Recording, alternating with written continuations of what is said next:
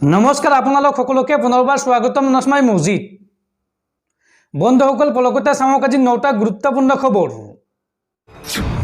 প্ৰথমটো খবৰ সন্মুখত 2024 লোকসভা নিৰ্বাচন আৰু 2024 লোকসভা নিৰ্বাচনৰ পূৰ্বে দেশৰ উচ্চতম ন্যায়ালয়ৰ বৃহৎ সিদ্ধান্ত ইভিএম সম্পৰ্কীয় সকলো আবেদন খাৰিজ কৰিলে দেশৰ উচ্চতম ন্যায়ালয়ে। প্ৰমাণ অবিহনে ইভিএমৰ বিৰুদ্ধে গোচৰৰ শুনানি গ্ৰহণ কৰিব নোৱাৰে উচ্চতম ন্যায়ালয়ে। এই স্পষ্ট ঘোষণা উচ্চতম ন্যায়ালয়ৰ।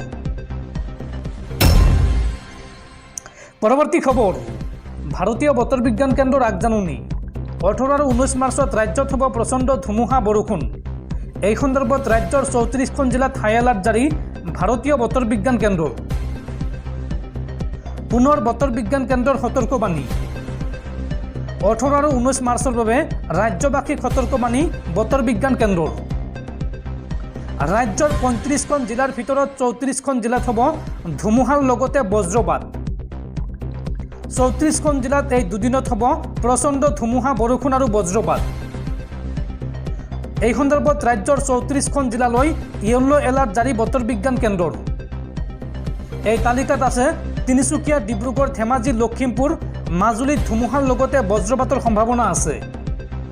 লগতে যোৰহাট, শিৱসাগৰ, গোলাঘাট, কাৰ্বি আংলং, পশ্চিম কাৰ্বি আংলং, ডিমা হাছাও, হোজাইৰ লগতে ৰাজ্যৰ 34খন জিলাত হ'ব ধুমুহাৰ লগতে বজ্ৰপাত। এই আগজাননী দিছে ভাৰতীয় বতৰ বিজ্ঞান কেন্দ্ৰই। পৰৱৰ্তী খবৰ অৰুণোদয় আঁচনি, ৰেচন কাৰ্ড আৰু চৰকাৰী ঘৰক লৈ মুখ্যমন্ত্ৰী ডক্টৰ হিমন্ত বিশ্ব শৰ্মাৰ ডাঙৰ ঘোষণা। অৰুণোদয় আঁচনি, ৰেচন কাৰ্ড, চৰকাৰী ঘৰ আপুনি পোৱা নাই নেকি? যিসকল লোকে পোৱা নাই তেওঁলোকৰ ঘৰত গৈ এইবাৰ আবেদন পত্ৰ পূৰণ কৰি আনিব বিজেপিয়ে। লোকসভা নিৰ্বাচনক লৈ বিজেপিৰ নিৰ্বাচনী প্ৰচাৰ হ'ব চৰকাৰী আঁচনিৰ সুবিধাৰ পৰা বঞ্চিত লোকৰ ঘৰে ঘৰে যোৱা। আজি বাজপেয়ী ভৱনত এক সংবাদমেল সম্বোধন কৰি এই ডাঙৰ ঘোষণা কৰিছে মুখ্যমন্ত্ৰীয়ে। চৰকাৰী আঁচনি নোপোৱা লোকক এইবাৰ বিচাৰি যাব বিজেপিয়ে। ক'ত ক'ত উন্নয়ন হোৱা নাই আবেদন লৈ যাব বিজেপি। এইবাৰ গঠনমূলক নিৰ্বাচনী প্ৰচাৰ চলাব বিজেপিয়ে। অৰুণোদয় আঁচনি, ৰেচন কাৰ্ড আৰু চৰকাৰী ঘৰ নোপোৱাসকলক বিচাৰি যাব বিজেপি দলে। আঁচনিৰ পৰা বঞ্চিতৰ ঘৰত আবেদন লৈ উপস্থিত হ'ব বিজেপিৰ কাৰ্যকৰ্তা।